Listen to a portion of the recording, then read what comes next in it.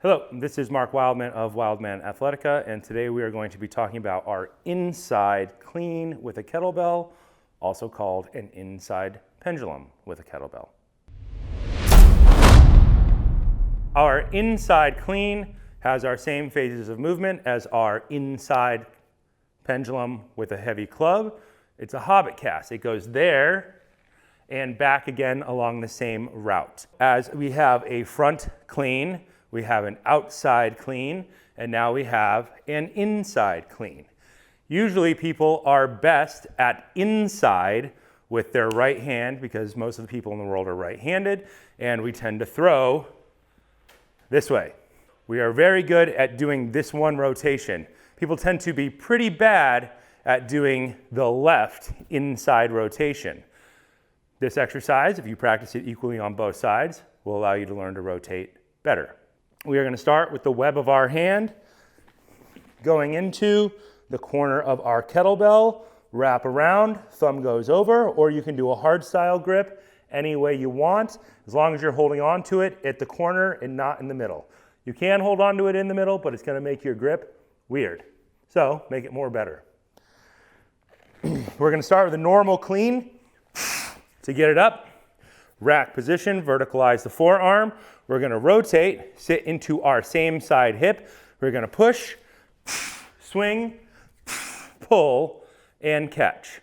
You can catch rotated, but for this one, I usually come back to the center to work on the initialization.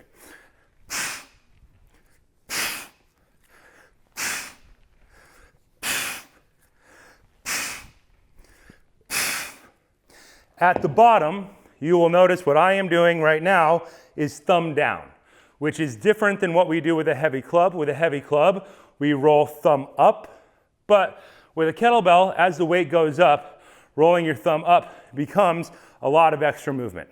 Rolling your thumb up will cause you to roll your shoulder blade back and down to fire your lat harder. That is a coaching cue that you can use if your shoulder is being dragged out of the socket. Then at the bottom, you can roll your thumb up so you can counter turn that point and pull that shoulder back to fire that lat. That rotation can become a lot of movement for most people, so use it as an optional thing depending on how well their lats already fire. For this movement, we're starting same side hip with that push, elbow locks out. As we swing to the bottom, we're gonna load the opposite side hip. If your heel moves or if your foot moves, you need to be further back into your glutes and into your heel so your feet don't move. As you start to stand up, you're going to start driving from that opposite hip up, and we're going to catch in that same side hip. The feet are pointed straight ahead. As long as your feet are pointed straight ahead, you're not going to have a lot of problems with your ankles rolling in. We want to point our feet straight ahead. If you're still having ankle collapse, then turn your feet an extra just 10 degrees in, just very, very slightly pigeon-toed, so that at the bottom, you don't roll your knee in and your foot out. By turning your feet slightly in, you will cause all of this to rotate and your ankle to remain stable, instead of our feet turned out and having our knee potentially roll in. Rotating inside, defined by moving towards our central line of our body. Same side hip.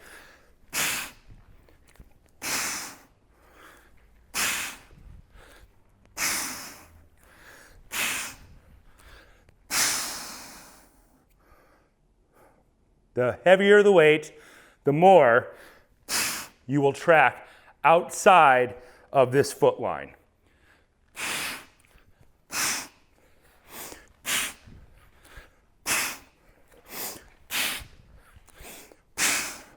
So that was an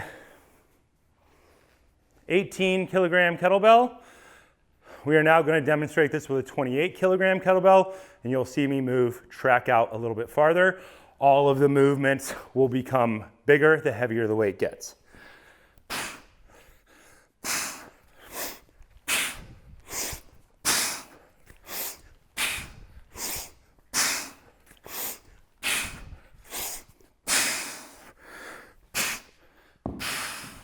This is a more advanced movement. Most people are not prepared to do this with a heavy weight. If you're going to try this, try it like 3 or 4 weights down from the heaviest weight that you can do currently, because if you mess this up, you can really hurt yourself if you're not doing it correctly. Start very, very light, practice it, build up. You can't just use the weight that you use to do a big, heavy front clean. The big, heavy front clean will always be probably 30% heavier than an inside or an outside pendulum, inside or outside clean.